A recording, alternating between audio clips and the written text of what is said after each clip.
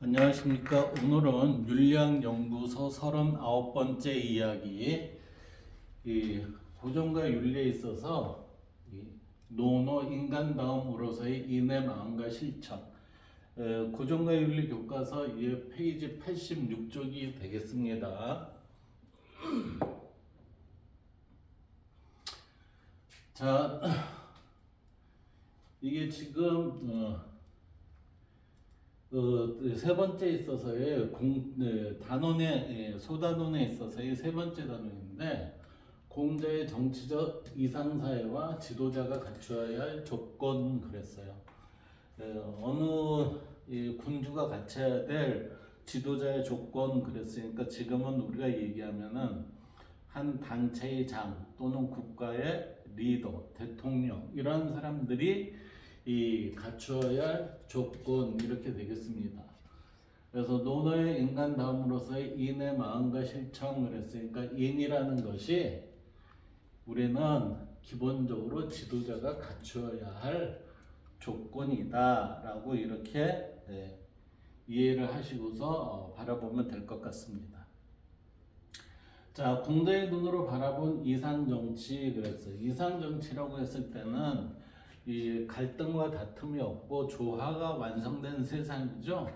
그거를 우리는 뭐라고 얘기하냐면 대동사회 이렇게 얘기를 합니다.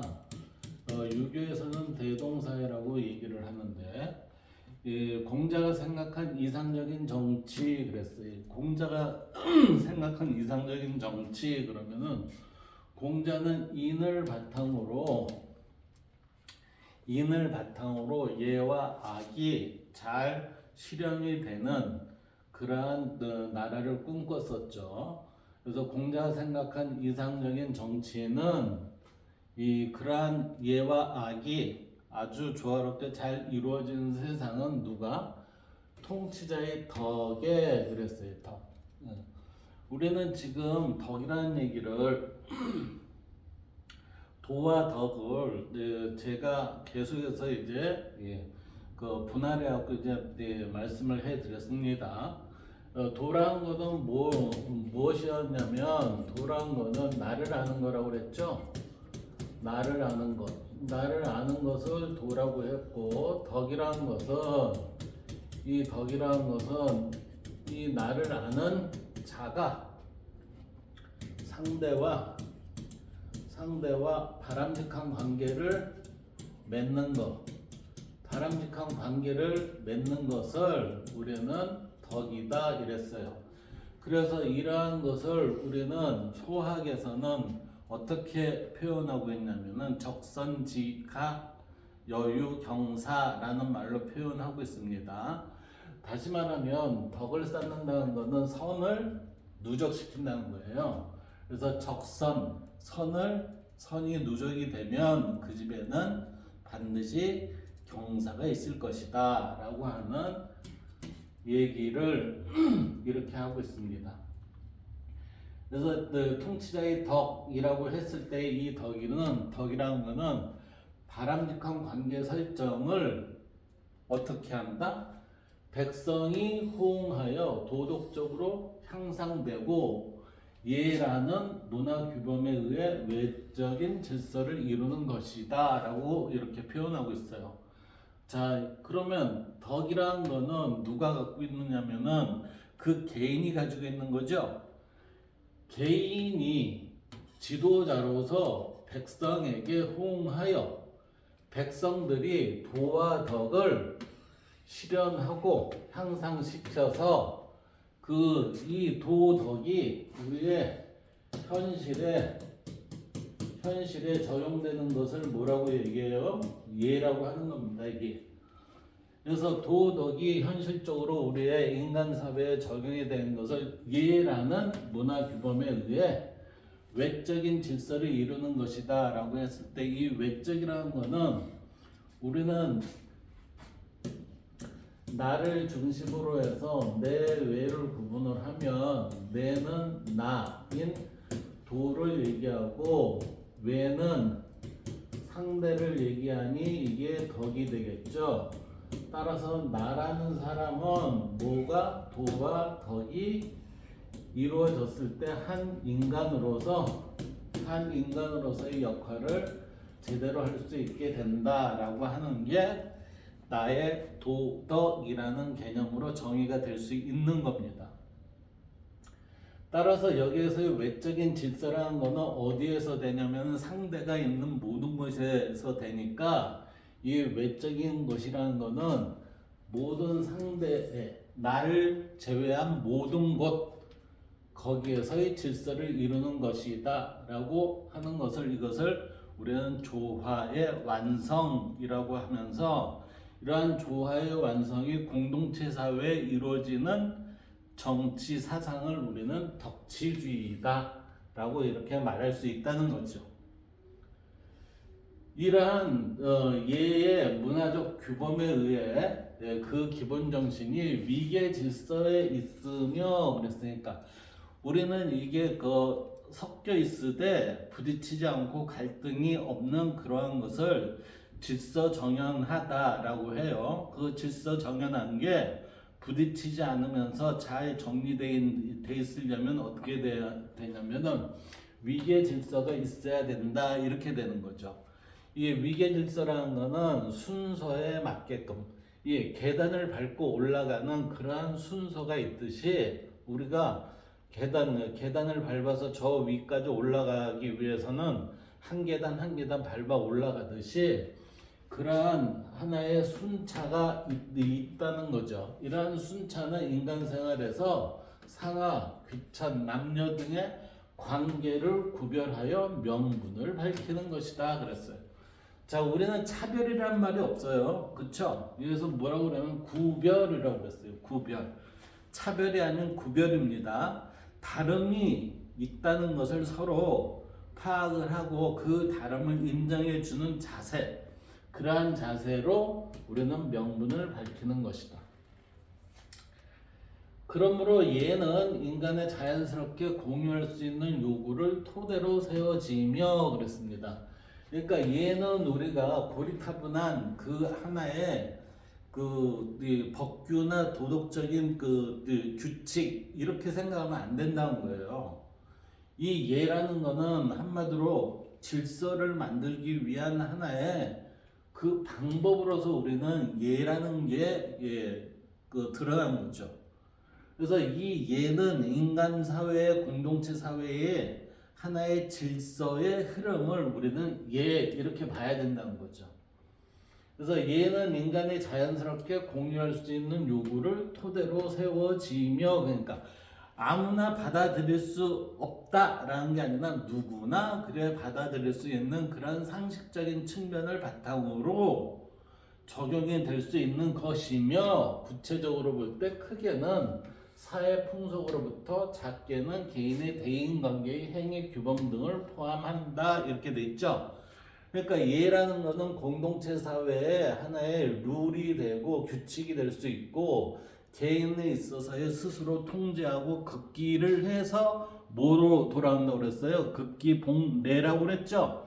그러니까 나 스스로를 잘 제어하고 통제를 해서 예를 회복하는 것, 그것이 곧 우리의 개인이 해야 할 역할이다라고 하는 것을 여기에서 우리는 살펴볼 수 있습니다. 또한 공자는 모든 사회 구성원들이 그러니까 공동체의 일원들이 각각 자신의 분수와 신분에 따른 덕성을 갖출 필요성을 강조하고 있는데 그랬어요. 이 얘기는 결국은 뭐냐면 각각 자신의 분수와 이 얘기는 능력과 지위에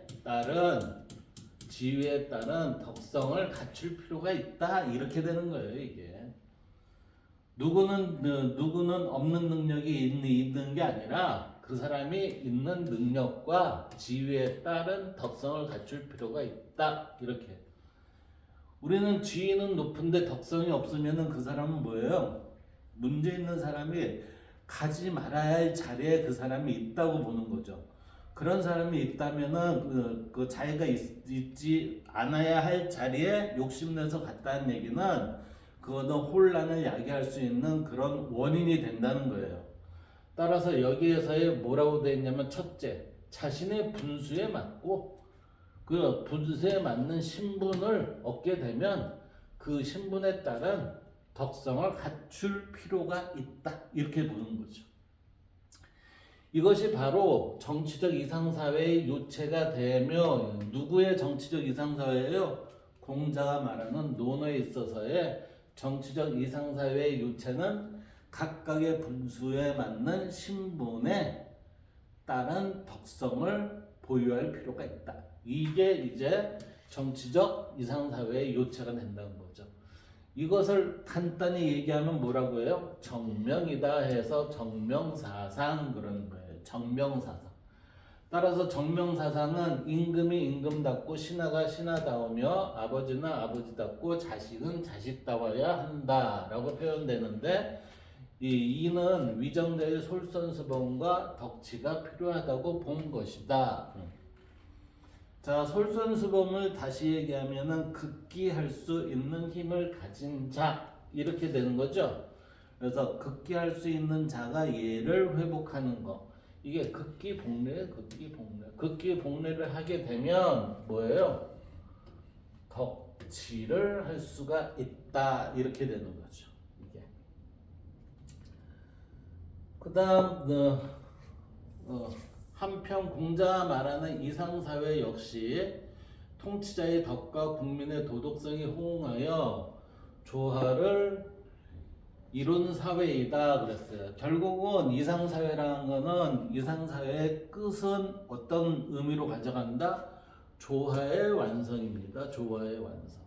그래서 공자가 말하는 이상사회 역시 통치자의 덕과 국민의 도덕성 그랬어요. 그러니까 여긴 통치자가 제대로 한 그 공동체를 리더하기 위해서는 통치자가 반드시 덕에 입각해서 통치를 해야 됩니다 라고 하는 거예요. 이것은 마치 플라톤의 철인 정치와 같은 거예요. 플라톤이 철인 정치라는 것은 덕 있는 자가, 지혜로운 자가 시민을 다스려야 됩니다. 그래야 우리는 그 소크라테스와 같은 그러한 피해자가 나오지 않게 된다라고 그렇게 생각을 하고 있는 게 플라톤이죠. 따라서 플라톤은 소크라테스가 죽은 후에 충격을 받고 그 아테네를 떠나지만 결국은 그 사람이 요구하는 것은 뭐예요? 덕을 바탕으로 하는 정치를 하되 일종의 플라톤이 정치 사상도 덕치라고 볼 수가 있겠죠. 그리고 국민의 도덕성이 호응하여 그랬으니까 모든 사람이 모든 시민이 도덕성을 호응하여 조화를 이룬 사회 이것을 우리는 이상사회이다 라고 얘기를 하며 그것은 플라톤과 공자에 있어서의 이상사회의 이상은 모두 동일하지 않는가 라고 저는 개인적으로 그렇게 봐요. 따라서 그것을 덕치라고 정의할 수 있는데 공자는 정법과 정치의 정법으로 이끌고 형벌로 가지려니 하려 들면 그랬어요. 정치를 하되 법으로 이끌어서 형벌을 가지려니 하려 들면 백성들은 형벌을 피하려고만 하지 부끄러움을 느끼지 않는다. 자, 이거는 우리의 현실 모습하고 똑같아요. 우리는 법만 피하면은 죄가 없는 것 같이 생각을 하죠. 근데 법보다 우선인 게 뭐라고 그랬어요? 도덕이라고 그랬죠. 그 도덕은 어디에서 나와요? 우리는 쉽게 생각하면 그게 양심이에요, 양심. 양심에 어긋났다 하면은 도덕이 어긋났다 이렇게 되는 거예요. 따라서 도덕이 어긋났다 그러면 법에 저촉이 될 가능성이 높다 이렇게 되는 거죠. 근데 모든 법이 양심에 대한 문제를 제기하고 있느냐? 아니 전혀 그렇지 않다는 거죠. 이게 따라서 법만 피하면 우리는 나는 죄가 없어 이렇게 되는 거는 굉장히 위험한 발상이 되는 거예요. 그래서 백성들은 형벌을 피하려고만 하지 우리도 법으로만 제도만 피하면 아무 이상 없는 거 아니야? 이렇게 생각하고 있잖아요, 현실이. 그래서 부끄러움을 느끼지 않는다. 그러니까 나는 양심에 어긋난 행위를 했어도 법에 걸리지만 않으면 아무 이상이 없다 이렇게 되는 거죠. 그러니까 우리는 이것을 좀 더 심하게 얘기하면 뭐냐? 짐승과 같은 얼굴을 하면서 양과 같은 얼굴을 하면서 짐승과 같은 삶을 살고 있다라는 인면수심 이렇게 얘기하는 거예요. 얼굴은 사람의 얼굴이지만 우리의 마음속은 짐승으로 가득 차 있다. 그러니까 다른 사람들을 훼손하더라도 아무 이상이 없다. 이렇게 생각한다는 거죠. 그래서 반면에 덕으로 인도하고 예로서 가지런히 하면 부끄러워할 뿐 아니라 또 스스로 바로 잡는다라고 해서 우리가 덕으로 세상을 덕으로 인도하고 예로서 가지런히 한다면은 이때 예라는 거는 우리는 도덕이라고 얘기할 수 있겠죠. 가지런히 하면 부끄러워할 뿐만 아니라 스스로 바로 잡는다 하니까 이거는 부끄러울 뿐만 아니라 하니까 이거는 측은지심, 수호지심, 시비지심이었고 사단의 마음이 여기에 있다라고 이렇게 보는 거예요. 이게. 네. 그래서 정치와 형벌로만 백성을 다스리는 것은 법치인데 반의 덕으로 백성을 교화하고 예로 백성이 자연스럽게 질서 있는 생활을 영위하도록 하는 것은 덕치이다 그랬어요. 우리는 덕치를 하다가 잘 안 되면 법치를 해요. 근데 법치를 하다 안 되면은 독재를 하게 돼 있습니다. 독재를 하다가 좀 더 하면은 이거는 완전히 철권 정치로 들어가면서 이게 독재 중에 상독재가 되는 거죠. 그래서 우리는 법 하는 게 그게 결코 좋은 게 아니에요. 원래 법이라는 글자가 어떻게 됐나 보세요. 이게 물수에 갈 것자잖아요. 이게 물수에 갈 거예요. 이게 물수변입니다. 이게 물수. 물이 가는 길 그랬어요.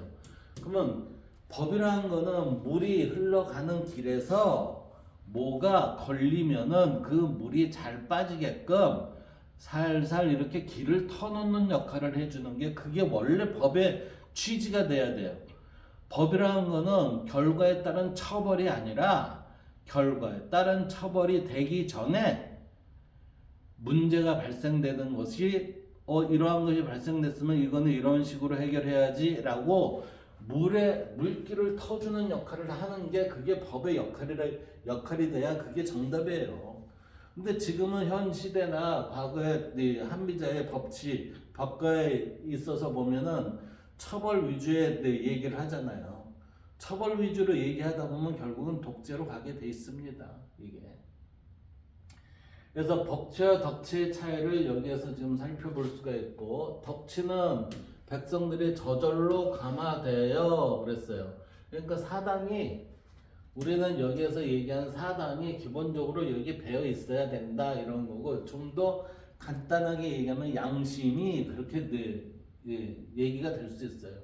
자신의 잘못을 부끄러우게 여기고 스스로 바르게 된다는 도덕적 행위의 확산이다 그랬어요. 결국은 이 도덕적 행위의 확산은 우리가 이제 근대사에 있어서의 도사난창호라는 분이 가장 쉽게 설명을 했는데 뭐라고 했냐면은 죽을 때까지 거짓말을 하지 말아라 라는 게 그게 아주 간단한 우리 일상생활 속에서 지도자나 평범한 사람들이 할 수 있는 도덕적 행위의 확산의 내용이에요.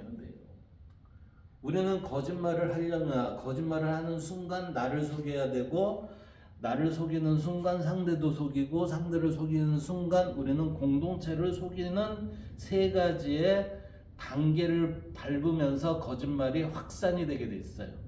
근데 거짓말을 하지 않으면 나를 안 속이니 공동체도 안 속고 모든 상대도 안 속고 공동체도 모두 속이지 않는 역할이 되죠. 그러한 그 역할이 뭐예요? 결국 확산되는 거죠. 도덕적 행위의 확산.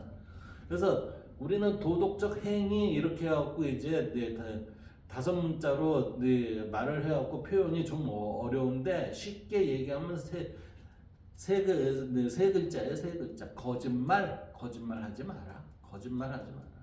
거짓말을 하면 안 된다라는 거. 그 도사는 죽을 때까지 아무리 좋은 하얀 거짓말조차도 그것은 거짓말이니 하면 안 될 것이다 라고 그렇게 얘기하잖아요. 예.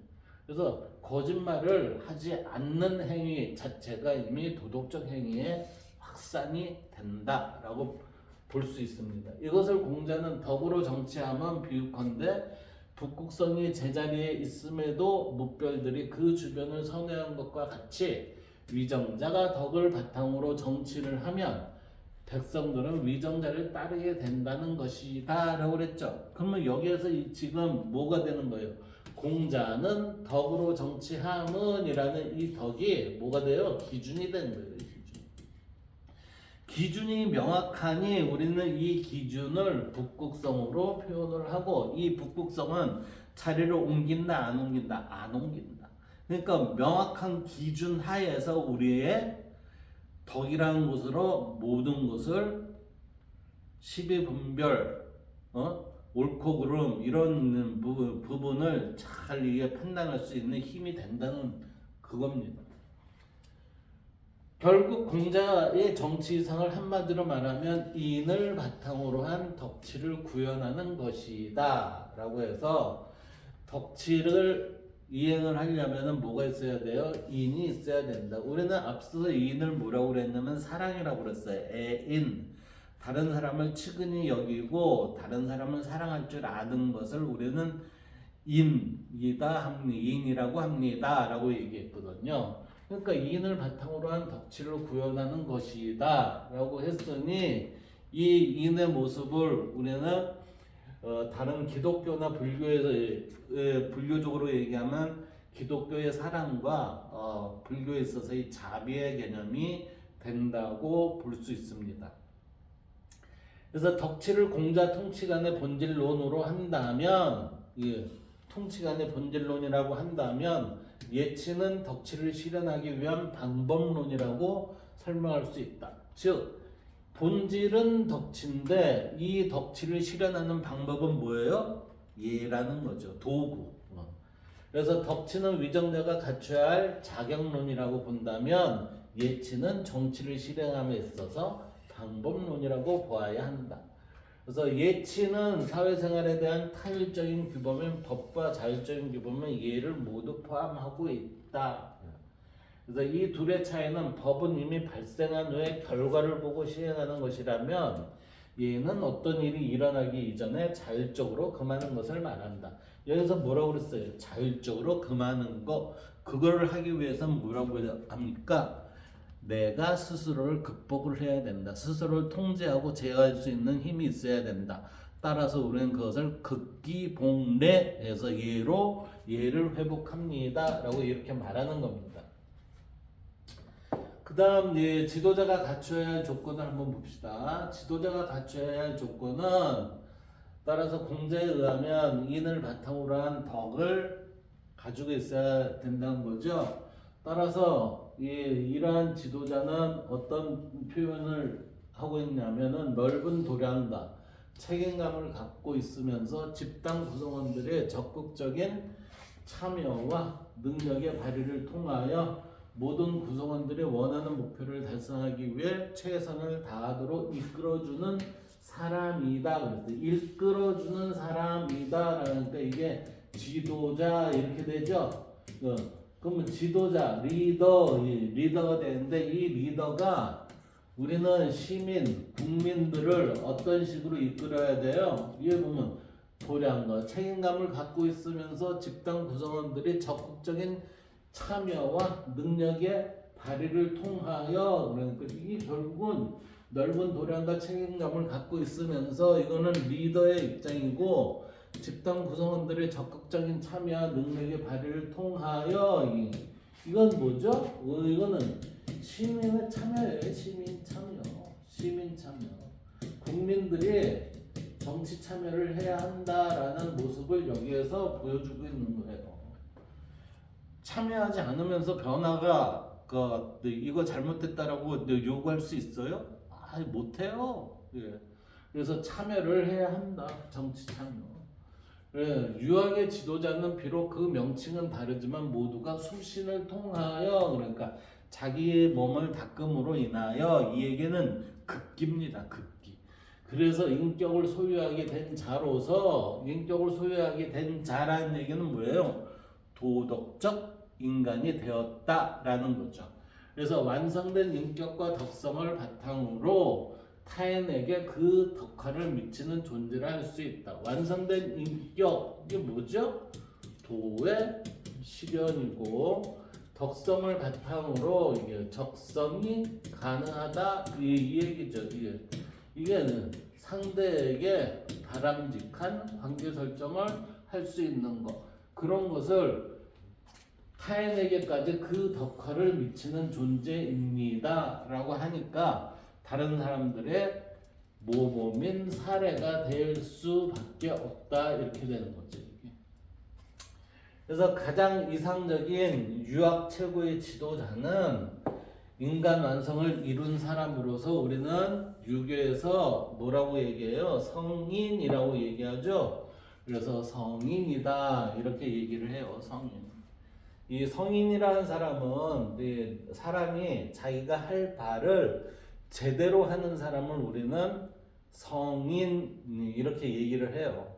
그러니까 우리가 못하는 것을 하는 사람이 아니라 사람이라면 반드시 해야 할 것들을 잘 처리해내는 사람, 그 사람을 우리는 성인이라 하고 이 사람을 도덕적 인간 이렇게 얘기를 하는 겁니다.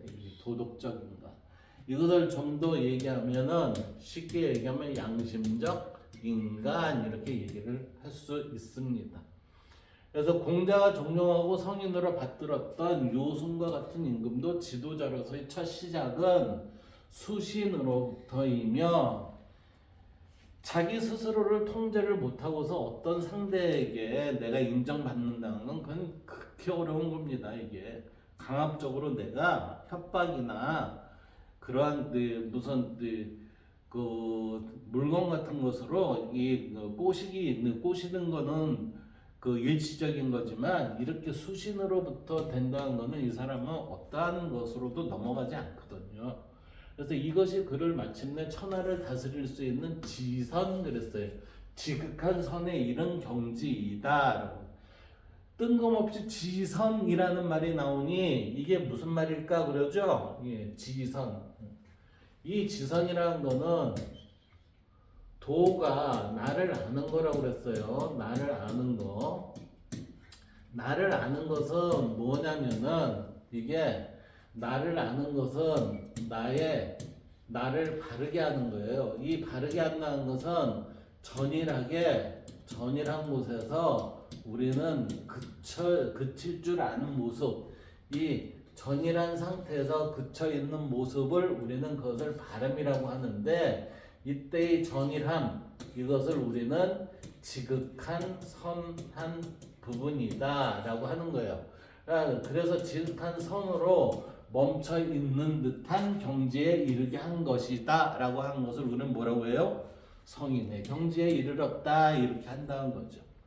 그러면 성인의 경지에 이르기 위해서는 제가 여기서 말한 거를 보면 뭐예요? 나를 알고 상대에게 조화를 적선을 할 수 있는 자가 됐을 때 이런 말을 할 수 있다는 거죠. 그래서 지도자의 덕성을 갖춤의 최고의 근본이 되는 것은 무엇보다도 자기 자신에 대한 반성과 성찰로부터 기인한다. 극기를 하기 위해서는 내 스스로를 반성하고 성찰하지 않으면 안 되죠. 그래서 소크라테스는 자기 반성과 성찰을 하기 위해서 너 자신을 알아라, 너 자신을 알아라고 하면서 엄청나게 고대 그리스 시대의 아테네에서 그렇게 젊은 청년들하고 다른 사람들한테 많은 얘기를 했어요. 결국은 동양이나 서양이나 이 지극한 선의 경지에 이르는 그 모습을 찾아보기 위해서 그것을 우리는 반성과 성찰을 하는 건데, 그래서 소크라테스는 반성과 성찰의 결과로부터 너의 맑은 영혼을 지키세요라는 그런 말을 한 거예요. 맑은 영혼을 지키기 위해서는 뭐를 해야 돼요? 반성과 성찰을 해서 거기에 극기가 되면 네가 양심에 어긋나지 않는 사람이 된다. 이건 뭐죠? 예를 회복한다. 이 얘기가 되는 거예요. 그러니까 너는 공자에 있어서의 노노의 이 얘기나 소크라테스에 있어서 얘기나 아리스토텔레스나 플라톤이나 아니면 동양의 맹자 묵자리 모든 사람 우리 불교에 있어서의 석가모니 다 같아요. 다 같아. 제가 공부한 결과로는 모두가 끝에 경지에서는 지선이라는 말이 나오는데 이 지선이라는 것은 선함이 뭘까요? 라고 했을 때 우리는 그 선함을 드러낼 수 있을까요? 못 드러내요.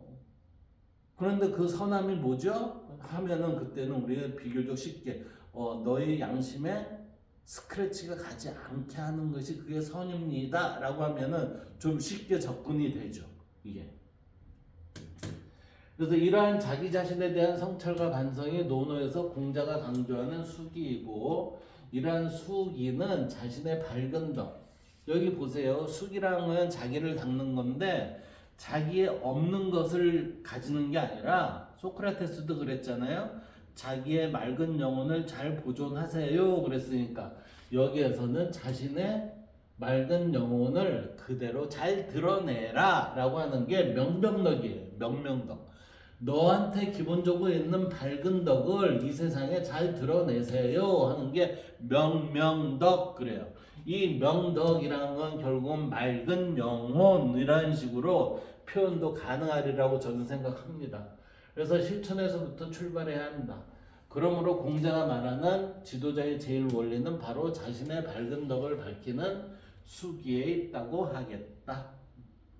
그래서 수기는 도덕을 떠나서는 이루어질 수 없다. 그러니까 양심을 떠나서는 이루어질 수 없다는 게 수기라는 거죠.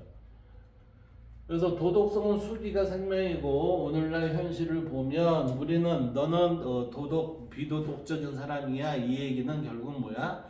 너는 네 스스로를 잘 통제하지 못하고 있네 이 얘기하고 동일한 얘기라고 보면 될 것입니다.